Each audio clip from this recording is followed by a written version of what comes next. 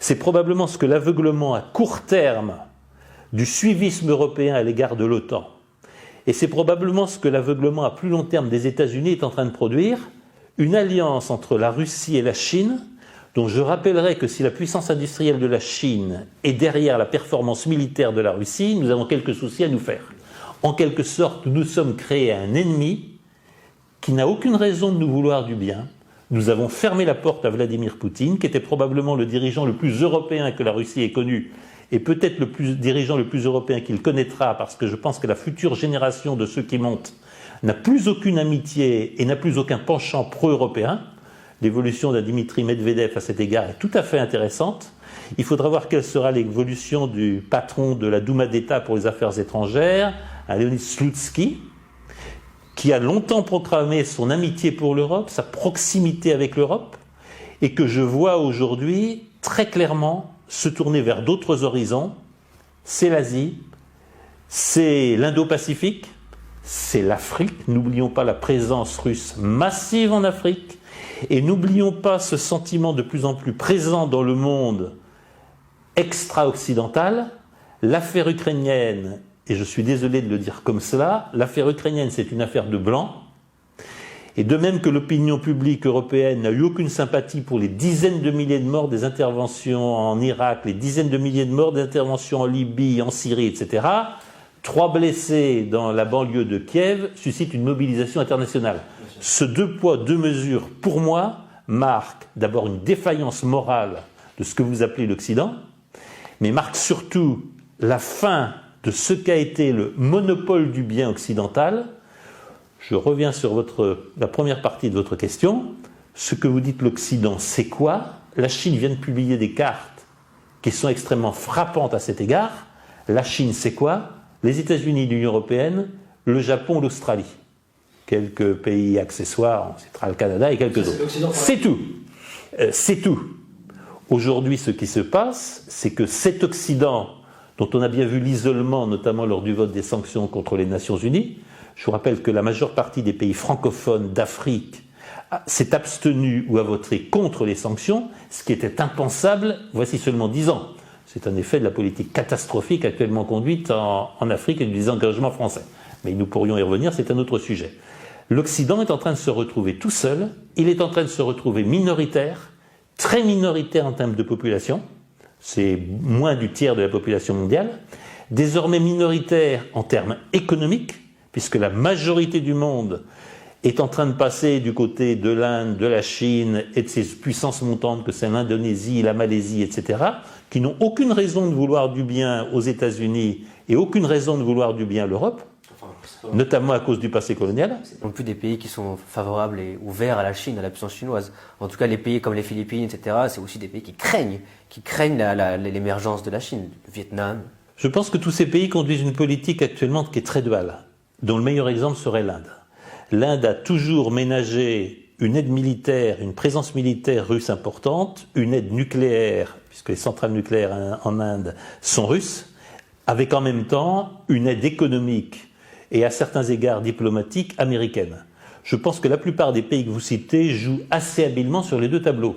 Mais ce qui me frappe actuellement, c'est que face ou dans le processus de dédollarisation du monde, dans le processus de ratification ou non des sanctions, aucun de ces pays ne peut éviter de se poser la question: si demain je me retrouve opposé aux intérêts américains, est-ce qu'ils vont saisir les avoirs de ma banque centrale? Est-ce qu'ils vont me couper de la sphère financière internationale? Et à cet égard, les États-Unis ont commis quelques fautes stratégiques absolument majeures. Il est totalement illégal d'avoir saisi les avoirs de la banque centrale russe, comme il est absolument scandaleux d'avoir saisi les 7 milliards de dollars d'un des pays les plus pauvres du monde, ravagés par les guerres civiles, les interventions américaines et occidentales, et désormais le régime taliban. Les 7 milliards de dollars confisqués à la banque centrale afghane, pays le plus riche du monde, appauvrit le pays le plus pauvre du monde, ce sont des choses qui se paient. Et il n'y a pas un pays du monde, j'ai eu l'occasion de beaucoup voyager l'an dernier, il n'y a pas un pays du monde qui ne se pose pas aujourd'hui la question: que se passe-t-il si je ne m'aligne pas sur les intérêts américains?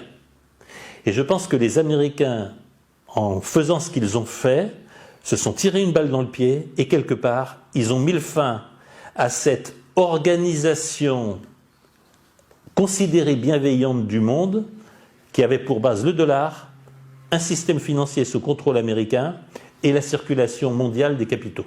Je pense que nous assistons à la fin de ce système issu de Bretton Woods et issu de la suprématie mondiale américaine née de la Seconde Guerre mondiale.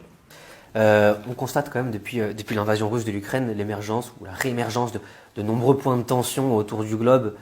Bon, là c'était à l'est de l'Europe, mais on l'a aussi vu à Taïwan avec la provocation américaine, en tout cas ce qui a été jugé comme une provocation par les Chinois, la venue de Nancy Pelosi à Taïwan.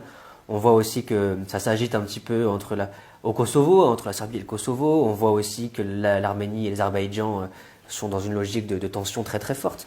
Finalement, qu'est-ce que ça dit? Qu'est-ce que disent ces nombreuses tensions sur la prochaine décennie à venir? Est-ce qu'on va retrouver une période de l'histoire beaucoup plus mouvementée que celle que l'on avait vécue ces 30 dernières années? D'abord, c'est la fin de l'histoire. On a connu le moment unipolaire du monde, le moment où les États-Unis ont été, ou se sont crus, la seule puissance dominante dans le monde, et où les États-Unis ont cru pouvoir intervenir partout dans le monde sans jamais en payer le prix. Ouais. Nous en sommes définitivement sortis. Nous voyons bien que l'histoire s'est remise en marche.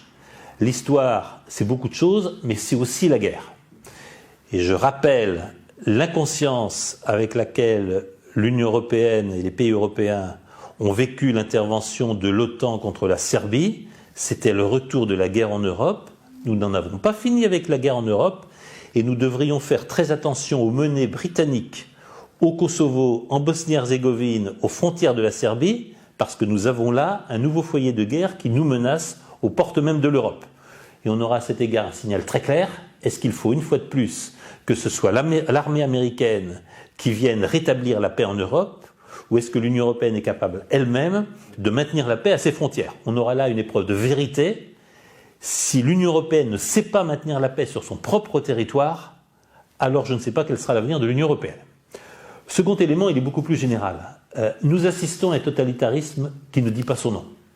Ce nouveau totalitarisme, c'est le totalitarisme d'abord du libre-échange, de la liberté absolue du mouvement de capitaux, et c'est le totalitarisme d'entreprises privées, notamment américaines, mais pas seulement américaines, qui estiment que le monde est leur terrain de jeu. Je vous rappelle qu'un des ingrédients de l'intervention américaine en Ukraine, c'est le fait que probablement le tiers des terres ukrainiennes ont été rachetées par quelques milliardaires américains ou par quelques sociétés américaines. Et je vous rappelle qu'une partie des problèmes de l'exploitation de l'or, de la déforestation, des pollutions majeures en Roumanie, en Bulgarie, etc., c'est tout simplement le fait d'investisseurs américains qui ne tiennent aucun compte des priorités des populations locales. C'est probablement ce monde-là qui est en train de trouver ses limites. Le totalitarisme de l'entreprise privée, le nouveau totalitarisme du capitalisme de marché, que je dénonce dans mon dernier ouvrage, chez nous, pour en finir avec un capitalisme totalitaire, le monde est en train de lui fermer ses portes. C'est le phénomène de dédollarisation, c'est le ralliement d'un nombre croissant de pays, je pense à la Turquie récemment, à un système de paiement alternatif au système SWIFT, entièrement contrôlé et espionné par les Américains, un système qui va permettre de procéder au paiement de matières premières, de ressources naturelles, à des échanges d'argent hors du système dollar et hors du système sous contrôle américain. C'est probablement ce qui est en train de se passer, mais dans lequel le jeu de l'Europe est extraordinairement compliqué. Parce qu'aujourd'hui, ce qui se passe, c'est que l'Union européenne en est réduite à se raccrocher à l'impérium américain et à faire ce constat: rien n'est pire qu'un monde dans lequel les interventions américaines se font sans limite, mais rien ne serait pire pour l'Union européenne qu'un monde dans lequel les États-Unis n'interviendraient plus. Et là, l'Union européenne est en train de payer son inconsistance. Elle n'a pas su affirmer son indépendance stratégique. Elle n'a pas su constituer une armée européenne autour de la force nucléaire française. Et les propositions, par exemple, de Thierry Breton, de mutualiser une partie des dépenses militaires françaises, par exemple dans les interventions Barkhane en Afrique, n'a jamais été suivie par ses contributeurs ou par ses partenaires européens, probablement sur injonction de l'OTAN. Eh bien, nous n'aurons pas d'armée européenne, nous avons l'OTAN. Eh bien, nous n'aurons pas d'indépendance et d'autonomie stratégique européenne. Nous avons une dépendance accrue avec des États-Unis en perte de vitesse et qui voient les portes du monde se fermer devant eux. c'est très symbolique du recul de la France en Afrique. La France a été chassée du Mali, elle est en train d'être chassée du Niger, avec des manifestations presque tous les jours contre la présence française au Niger. Elle est en train d'être chassée de nombre de ses anciens territoires francophones, alliés et amis qui votaient avec elle à l'Assemblée générale des Nations unies. Le fait que la France perde pied auprès de la douzaine ou des 14 pays africains qui votaient avec elle à l'Assemblée générale des Nations unies est un fait extraordinairement important sur le rétrécissement de la place de l'Europe dans le monde, sur le rétrécissement de la place de la France, et en quelque sorte, sur le fait que nous sommes en train de perdre pied dans le monde. Nous n'avons pas compris que le monde est en train d'avancer sans nous, et j'ai peur qu'il n'avance contre nous.